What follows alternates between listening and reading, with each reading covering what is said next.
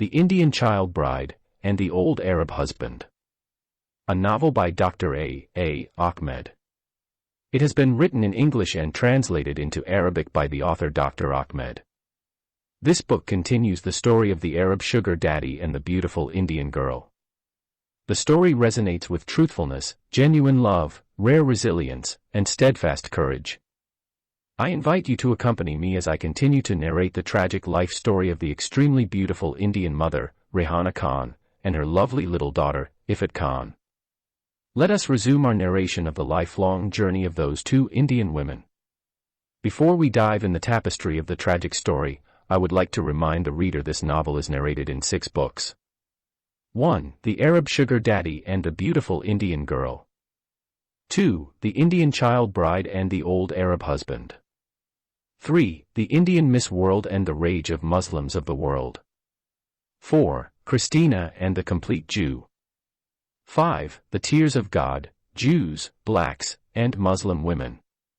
And 6. The Hidden Life of the Prophet Muhammad. This second book narrates the Islamic halal marriage between the 70-year-old Arab husband, Sheikh Ahmed, and the 7-year-old Indian child bride, Ifat Khan. This is an intriguing epic story narrated in 6 books. Book 2. The Arab Sugar Daddy Turns into Satan the Granddaddy. Copyright. All rights are reserved. No part of this book may be reproduced, stored in a retrieval system, or transmitted in any form or by any means without the prior written permission of the author, except by a reviewer, who may quote brief passages for a review to be printed in a public newspaper, general magazine, school journal, or university article. All characters in this novel are fictional and any resemblance to real people, living or dead, is merely coincidental. Chapter 30. Making Great Plans for the Future. The Muslim lawyer, Sheikh Barkatullah, was able to collect the recorded and written confessions of the judge of the High Court, the police commissioner of Mumbai, and the police commissioner of Hyderabad. In addition, he prepared his own written and recorded confession too. He went first to the hotel, met the loyal Indian maid Ifat Khan, and made her hear the recorded confessions. After that, he took with him the maidservant to her Arab master, and both came like an ugly old crow, and a black young owl, to visit the imprisoned Iblis, Satan the devil, who was also called Lucifer and the pedophile old serpent before he fell in disgrace, and was cast in the bottomless pit in Mumbai city. Sheikh Faiz bin Ahmed asked his Indian wife to tell him what she had heard. Ifat has begun to narrate to her Saudi old husband whatever she remembered from the 4 recorded confessions of the corrupt Indian lawman. It took her close to 1 hour to accomplish that difficult task. After her memory helped her to narrate some of the recorded confessions, the old man asked her tens of questions before he felt satisfied and convinced with the recorded confessions. He also looked at the 4 written confessions without understanding what was written in them. All 4 confessions had been written and signed in the Hindi language, which all Greek to him. After that, the old man gave the green light for his sincere Muslim lawyer and his obedient Indian wife to travel to Switzerland together on the same plane and complete the secret deal. He also ordered his Indian maidservant, or teenage wife Ifat, to mail on the same day the recorded and written confessions of the Indian low man of the law to his house's address in Tehran. Ifat Khan followed the order of her husband and went to the nearest post office, mailed the secret materials to Iran, and returned to her hotel. The following day, the happy lawyer Sheikh Barkatullah came to the hotel and asked the Indian maidservant to accompany him to the Swiss consulate. Sheikh Barkatullah has never been to any Western country. It is his life's dream to see the Western world, but he knew that dream would never be fulfilled even if he became a Hindu man, died 7 times, and was reborn 7 births. The only foreign country he thought he might visit is Pakistan. Even he knew he might not be able to visit the holy cities of Mecca and Medina, where there is the house of Allah, which is called the sacred Black Kaaba, and also the tomb of his gracious Prophet Muhammad, may the prayers and peace of Allah be upon him. But after Allah came down from heaven in the form of an angelic black burqa-clad girl and showered these blessings on him, he felt like he was the luckiest and most blessed Muslim man on earth. He has never dreamt of being one day an Indian crorepati, or an Indian person whose net worth is at least 10 million rupees. Before luck knocked on his door, he never expected to ever fulfill his life's dream of visiting the West or immigrating to the Muslim country of Pakistan.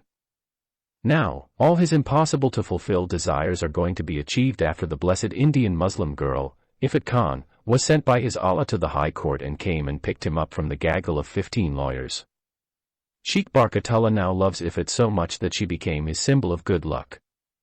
He has never seen her face, but he believes that she would be so beautiful, and her face would be so radiant and shining like the face of Fatima al-Zahra, the daughter of the Prophet Muhammad. He also believes that such a blessed and holy Indian Muslim girl who is very faithful and obedient to her Arab master would be in her secret private parts pure and holy. If this is the case, like the daughter of Muhammad, she would not have monthly menstruation too. Fatima, the daughter of the Prophet Muhammad, was nicknamed Al-Zahra because she was believed to be so pure and holy that Allah did not put on her the curse of the mother of all humanity, the wife who tempted her husband Adam and made him disobey his Creator by eating from the forbidden tree. For that unpardonable sin, God has made her menstruate every month and she has passed her curse to all women.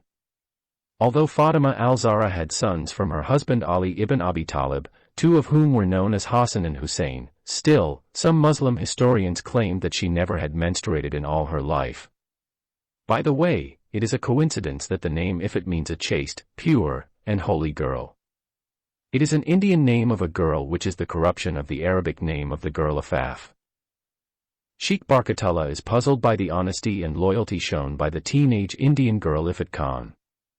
He could not believe that a poor young Indian maidservant could be entrusted with such a huge amount of money and still Satan could not tempt her to run away with it.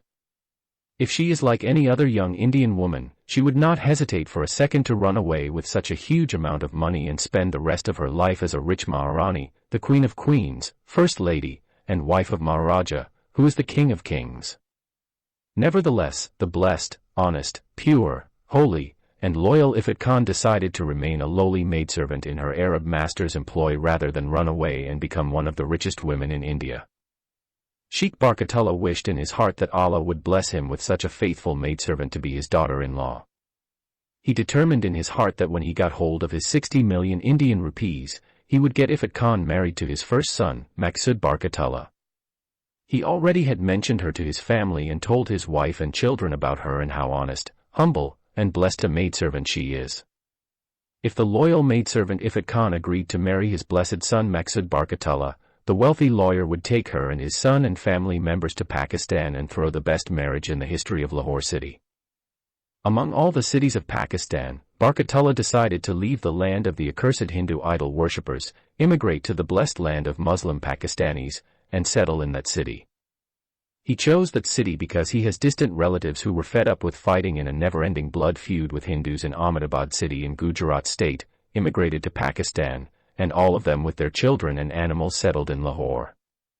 Barkatullah had already contacted his good relatives in Lahore and requested them to find him a big mansion in the richest area in the city and book it for him. He wants a house that has 10 rooms so that each of his 9 children can get his or her room. His house in Mumbai has only 2 small rooms and all of them are stuffed like sardines in tins. He promised that he would come to Pakistan and pay off the entire sum of the spacious and opulent palace as soon as he returned from his important business trip to Switzerland. The Muslim lawyer also promised his wife, 9 children, and his aged parents that he would take them all to the holy lands of Mecca and Medina to visit the sacred tomb of the Prophet Muhammad, the holy house of Allah, and jointly perform the Hajj rituals. Moreover, his 5 sons are told that there is no need for them to pursue their secular education any longer. As soon as he returns from his important business visit to Europe, he will give each one 2,500,000 rupees so that they can start their own business and be filthy rich just like their successful father. To his 4 unmarried teenage daughters, he promised that he would find good Muslim boys, marry them off, and settle them down. He admitted being too afraid to allow them to continue their education in secular schools and possibly fall in love with accursed Hindu boys or unclean Christian infidels and bring great shame and curse to his blessed and holy Muslim family. Chapter 31. The Islamic Qurbani Celebration. The happy Muslim lawyer Barkatullah swore by his exalted Allah and gracious Prophet Muhammad that when he returned from the West, he would bring the best foreign clothes to his wife and 9 children. He also told his family that as soon as they reached Lahore city, he would buy for them the most expensive 4-wheel car on the market. In India and Pakistan, a 5-passenger car can take up to 15 passengers plus the driver. The only thing the lucky lawyer Mr. Sheikh Barkatullah did not share with his wife and children is that he is planning to find 3 young and beautiful, Allah-fearing, Pakistani Muslim girls to marry. He planned, each year, to wed himself to one beautiful young Lahori Muslim girl until he would complete the blessed sunnah of the Prophet Muhammad and the Holy Quran of having 4 wives at the same time. Their ages should be between 13 and 15. The second wife should be 15 years old. And the third wife should be 13 and the fourth wife 14 years old. He decided not to be that shameless pedophile and go for an 11-year-old girl as the wicked old Saudi did. With those devilish plans in mind, Sheikh Barkatullah took the blessed and obedient Indian Muslim maidservant from the hotel to the Swiss consulate to apply for tourist visas. To ensure that the consulate would not reject their applications, if it claimed that Barkatullah is her mother's brother. She attached an official letter from the Abu Dhabi International Bank that showed her bank account balance. The consulate could not believe such a young Indian Muslim girl could have that much money. Contacting the bank eliminated that disbelief. The following day, the consulate issued the 2 visas for the rich young Indian girl and her old uncle. After that, Ifat and Barkatullah went to Air India building to purchase their air tickets and book their flight. They were told that the nearest date for booking would be in 1 month. Nevertheless, they are told that if they want to fly immediately, they have to pay more and purchase first-class air tickets. Before purchasing first-class airfares, Ifat and Barkatullah consulted the old Saudi man. His consent was obtained. They returned to the Air India building and bought first-class tickets. Their trip is scheduled for a couple of days. When all is ready, the old man imposed more conditions for his 2 important foreign delegates. First of all, he ordered that the 2 air tickets and Indian passports should be kept with his faithful maidservant Ifat Khan. Secondly, his Muslim lawyer Sheikh Barkatullah is to show up at the Mumbai International Airport 3 hours before the flight time. Thirdly, Ifat Khan has to take a taxi from her hotel and travel to the Mumbai International Airport alone. Fourth, in the plane, his 2 Indian servants should not sit together or allow anyone to know that they are having anything in common. Fifth, when they arrive in Zurich City they should stay in the same hotel, but in separate rooms. In no uncertain terms, his Muslim lawyer and his Indian maidservant should not stay in the same hotel room. His conditions given, the old Saudi lifted up his both hands to the sky and ordered Ifat Khan and Sheikh Barkatullah to lift up their 4 hands to their exalted Allah too. Then he loudly recited Surah Al-Fatiha, the first chapter of the Holy Quran, and sent them with the blessings and protection of Allah and His beloved Messenger, Muhammad ibn Abdullah ibn Kilab, may the peace and prayers of Allah be upon him. After kissing his wealthy imprisoned client and saying goodbye to him, Sheikh Barkatullah escorted her in an air-conditioned taxi and dropped the obedient, pure, and holy maidservant Ifat Khan at her hotel and gave her his blessings too and promised to meet her at the Mumbai International Airport in 48 hours. Actually, that day, the Muslim lawyer is in a great hurry. His wife and children have organized a big feast and party for him. The family invited 200 Muslim men and women plus the uncountable number of their children and dogs to the great feast. The Barkatullah family spent 45,000 rupees on preparing for that big feast.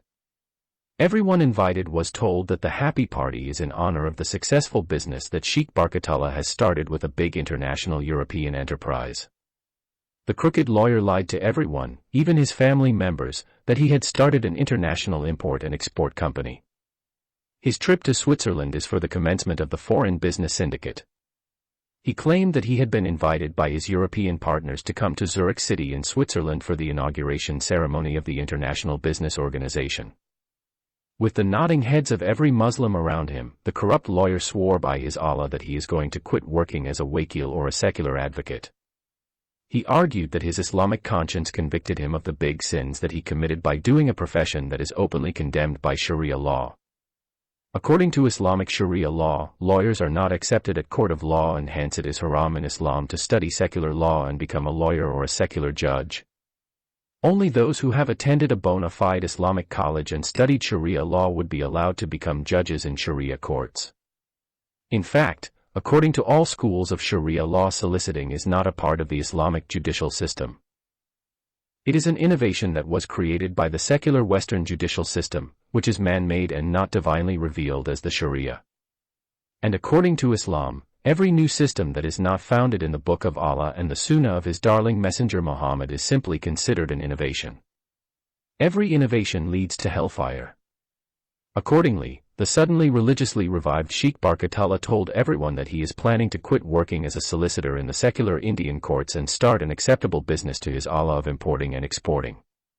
He said further that his Prophet Muhammad, before receiving his first revelation from his Allah in the mountain cave in Makkah, used to work in the import and export trade of his first wife Khadija bint Khuwailid. The three types of people that are persona non grata in the Islamic judicial system are a woman, a lawyer, and an infidel. In any case, Barkatullah had truly made up his mind to forsake the profession that he worked in for so many years and had used its income to fill the stomachs of his wife, children, and himself. For celebrating the great party, Sheikh Barkatullah slaughtered 5 goats, 3 lambs, and bought 400 chickens to celebrate his new overseas business and thank Allah and the Prophet for the great treasure that he brought to his life. If he is allowed, he might have also slaughtered a couple of cows. But a cow is a sacred animal for Hindus, and therefore killing and eating it is a worse crime in Mumbai than slaughtering and eating a human being as cannibals do. In any case, the happiest and richest lawyer in India has been made to jump over each goat and lamb that is beheaded in front of the door of his house. A Muslim is required to celebrate every blessing by slaughtering an animal as a qurban to his Allah and jumping over its blood. In that way, he is expected to break the curse that hinders his blessings or give thanksgivings to Allah for blessing him. That day, the Barkatullah family and their 200 Muslim guests along with their many children and domestic animals celebrated the happy party with merry hearts. That day also, everyone filled his stomach or her tummy with delicious mutton biryani, chicken curry, chicken tandoori, and various kinds of sweet Indian dishes. Some close relatives have even been blessed financially too. Chapter 32. Looking for the Muslim girl in black burqa. On the day of the overseas departure, the happy Barkatullah family came to the Mumbai Chhatrapati Shivaji International Airport accompanied by more than 100 Muslim brethren. Half of the guests who celebrated and enjoyed the delicious food on the night of the merry celebration have come to the international airport to see the blessed Muslim man, Sheikh Barkatullah, flying abroad. In keeping with his new station in life, Barkatullah rented 2 buses for those who wanted to come to the airport and say goodbye to him and see him how handsome and well dressed on his first overseas trip to Europe. The 2 buses picked up all the guests and their little ones from their houses and took them to Mumbai International Airport. Some of them wanted to bring their ugly and emaciated dogs, but they were told animals are not allowed at the international airport. Most of the guests have neither been to the airport before nor have seen an airplane prior to that Memorial Day. The same guests are promised that they will be picked up again from their houses and taken to the international airport to welcome the wealthy business tycoon Mr. Sheikh Al-Din Barkatullah on the day of his arrival from Europe. The Barkatullah clan, his wife, their 5 sons and 4 daughters, and some remarkably close Muslim relatives came to the international airport in a 3rd hired minibus. The wife and the 4 daughters are eager to meet the blessed, pure, holy, and loyal Muslim girl, Ifat Khan. Barkatullah told his family that one of his wealthy Arab partners has a very faithful and obedient Indian Muslim maidservant. He told his wife and daughters in particular that when they would meet Ifat Khan, they should try to convince her to unveil herself and show them her face and hair and if possible, her legs, shoulders, and buttocks too. They should do that in the women's washroom at the airport. Then if her face and body pleased them, they should tell her about the betrothal of his eldest son, Maqsud Barkatullah. If the blessed girl Ifat accepted the betrothal, they should inform her that they are going to have a big wedding party and according to the Holy Quran and the blessed Sunnah of the gracious Prophet Muhammad they will get Maqsud Barkatullah married to the blessed Muslim girl Ifat Khan immediately upon their return from Europe. That day, Sheikh Barkatullah is smartly dressed up to the point that people that have known him before might not have recognized him. If he claimed to be an Indian celebrity, a Bollywood film star, a minister, a UN delegate, or a big shot, no one would deny it. His sons also sported new attire. In keeping with the men, his wife and 4 daughters are dressed up in new Muslim burqas, but their faces are uncovered. Everyone in their social circle came to the airport that particular afternoon to talk to the man of the hour and get his blessings. The happy Wakil is so uncharacteristically generous that day. He is distributing tens, the 50s, and hundreds of Indian rupees notes like flowers or hotcakes.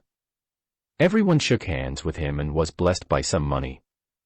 Every now and then Mr. Barkatullah puts his hand into his pocket and whatever currency appears at random he places it in the hand of the man or woman that shook his hand. His pocket is like a lucky jackpot machine. Everyone received according to his or her luck. Some people got 10 rupee notes, some 50 rupee notes, and some incredibly lucky ones got 100 rupee notes. He is not bothered if he finished all of the 100,000 rupees that he got as a first amount of goodwill, which they both called Arbun, from his imprisoned wealthy client Sheikh Ahmed. In fact, he has already used and spent most of it bribing people, his happy celebration, and purchasing fancy clothes for himself and his family. He knows that in less than 24 hours he is going to receive 70 million Indian rupees. His plan all along is to give his accomplices 4 crores of rupees and keep 3 crores rupees for himself. So, when the sun rises again in Europe, he will have in his possession a sum of $1 million. He will give his associates in crime $571,429 and deposit in his overseas bank account $428,571. He knows quite well that amount will be doubled when the trial is successfully over, and the old Arab man is exonerated of the hideous crime he had committed against the innocent underage 11-year-old Indian girl Amina Hyder Ali. That means the corrupt judge of the High Court would get as a first installment 20 million rupees, and the 2 crooked police commissioners would receive 10 million rupees each, and the remaining 3 crores would remain deposited in the overseas account of the luckiest and happiest Muslim lawyer in the world. Additionally, the international airport police officers who arrested the kidnapper and rapist of the 11-year-old Indian girl would receive from him 200,000 Indian rupees each. Amina's family would get 50,000 rupees as their first payment. Barkatullah volunteered to pay the bribes of those airport police officers and the victim's family from his lion's share. After the trial is successfully conducted and the Arab old man is released with honor, the same distribution process would be repeated again. Barkatullah promised to pay the bribes of the airport police officers and Amina's family in cash. For the main judge of the Mumbai Criminal Court and the 2 police commissioners, he would transfer their shares into secret foreign accounts of their choosing. It is up to each one of them which bank they would nominate, be it in an Arab country or a Western country. While Sheikh Barkatullah prepared everything, he forgot one critical thing. He reached the international airport 3 hours prior to his flight, as was decided by the imprisoned old serpent. The faithful Indian maidservant Ifat Khan is supposed to reach at the same time and meet him outside the international airport. Then the plan required the 2 of them to have to proceed toward the departure hall and begin the process of their overseas flight. However, that particular afternoon Barkatullah waited 1 hour outside the airport without his eyes seeing the girl in a black burqa who is called Ifat Khan. He thought that the obedient and loyal Indian Muslim maidservant has come, and did not meet up with him because of his huge retinue of well-wishers. Somehow, he quickly shrugged this small matter off, fearing it might change his fate. He bid his family and admirers farewell, and proudly the happy lawyer proceeded with his head lifted up inside the departure hall. He spent over a half-hour searching for his female trip partner without seeing her. His head is turning around like a table fan and searching for the holy girl in a black burqa. While he is searching, his old heart is beating inside his chest like an Indian tabla, or traditional flat India ceremonial drum. His search for Ifat Khan grew more frantic and crazier every second as the minutes passed by. With the passing of another nail-biting half-hour, when he did not sight his female accomplice in crime who is in the black burqa, who had, in the past few weeks, been like his black shadow, he ran to the information office and paid for an urgent announcement. The information office announced the name of Ifat Khan all over the international airport and requested her to come as soon as possible to the inquiry office and meet her uncle Sheikh Barkatullah. The announcement is made thrice. Barkatullah waited another half-hour at the information office without seeing Ifat Khan. He left the office, ran to another airport office, and inquired about his and his niece's flight. The office confirmed their bookings, but they said they have no clue whether his niece has arrived in the departure hall and passed through the checkpoint and completed her process, and headed towards the Indian plane or not. He is advised to rush to the security checkpoint before he misses his flight. The frantic man ran as if being chased by a wild beast. He could not feel his feet or his body. He stumbled on someone's luggage and fell clumsily, ignored the pain and humiliation, got up quickly, and resumed his panicked running. At the departure hall entrance, the airport security prevented his entry because he had neither a passport nor an air ticket. He begged the police to allow him to go in, but his pleadings fell on deaf ears. The police threatened to arrest him and throw him behind bars if he continued to bother them. Sheikh Barkatullah almost cried when the airport police pushed him back. His tears are now falling from his eyes like hot acid. With less than half an hour before takeoff when he heard his name and that of Ifat Khan being requested to proceed to gate number 14, the announcer stressing that it is a last call for the Zurich flight, he once again presented himself at the boarding checkpoint. When he faced the airport police the second time, explaining that he is responding to the announcement, they once again requested his boarding pass and his Indian passport. He said his Indian passport and air ticket are with his niece Ifat Khan. One angry Hindu police officer who hates Muslims with bitterness told him to go and find his fucking ugly burqa-clad niece and obtain his travel papers from her, or else he should better get the hell out of here. He stood around until he was kicked out again. This time, he has been given the final warning. If he shows up again without his travel papers, they will fly him in a police car to the Mumbai men's jail. The disturbed and frightened Muslim lawyer dragged his feet and sat on a bench while his eyes are raining down rivers of tears like a heavy rain of cats and dogs. When the Air India plane took off, Sheikh Barkatullah fell on his knees and began to weep. Some kind Indians came and helped him to stand again on his feet. His feet, which moments ago propelled him at breakneck speed, now became so feeble that he has to be helped by some people until he found another bench and sits on it. It took him a long time to come back to his senses. The first step he decided to take is to run to the cheap hotel, find that stupid Indian Muslim girl, and kick her left and right for forgetting to come to the international airport and for unnecessarily missing her flight. When he came out of the crowded area in front of the airport, he found all his family members and admirers had already gone. He absently visualized the happy moment when all of them saw the Air India plane taking off, waving their hands at him.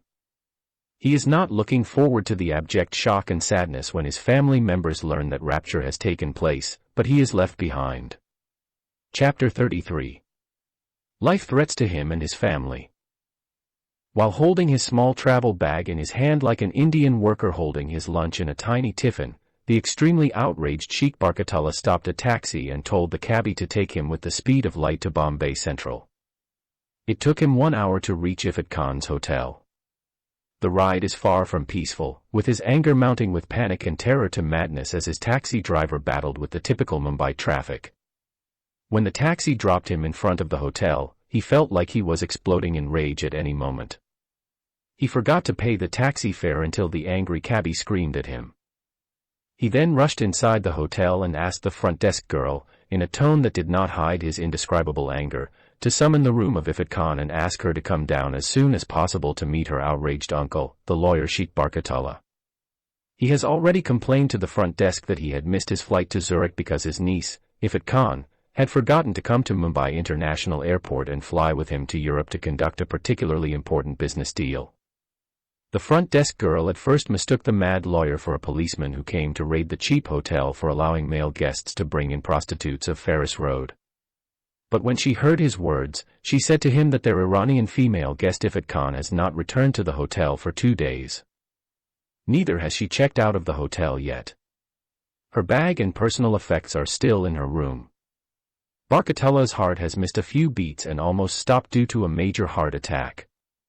He fell on his knees once again and held his head. This time, he did not cry. He would if he could, but he lost some of his senses and his mouth has been paralyzed and his entire body has been frozen as if he has been suddenly thrown into the Arctic.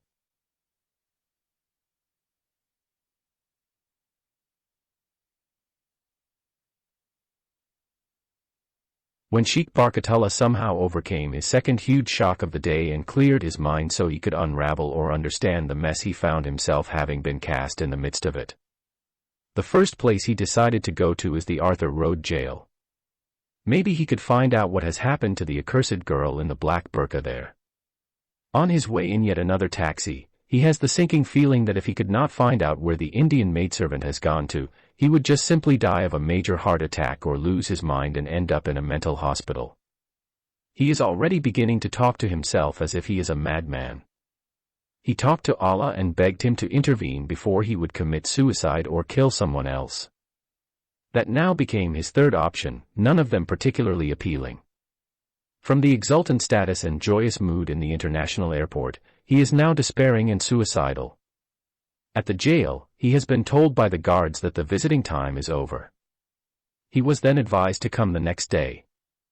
Barkatullah knows that his mental condition would not allow him to survive for 24 hours without knowing where Ifat Khan is. Therefore, he paid a bribe of 2,000 rupees and convinced the jail authority to allow him to meet his important Arab client, Mr. Sheikhfiz bin Ahmed. When the old man has come and also come to know what had happened at the international airport, he spat on the face of his Muslim lawyer 10 times and called him every filthy Hindi word he had learned in jail. He said to him, Mother Chut, Bahan Chut, Teri Maki Chut, Teri Banki Chut, Chutiya. He even said to him in Arabic Kos Omakya ibn al-Shramuta, Anik Oktakya ibn al-Kalib. He has accused him of conspiring with his fucking Indian maidservant. The first thought that erupted in the volcano-like mind of the old man is that the Indian Muslim lawyer convinced his Indian wife to deceive her Arab master and steal his money and divide it between them. For that reason, he spat on his lawyer's face and showered him with bad language. He also relentlessly cursed him and threatened that he would pay a huge amount of money to some dangerous bloodthirsty Indian gandas he is now acquainted with inside jail and wipe out Barkatullah, family, and all the stinky foul-smelling Muslim beggars. His Indian wife to deceive her Arab master and steal his money and divide it between them. For that reason, he spat on his lawyer's face and showered him with bad language.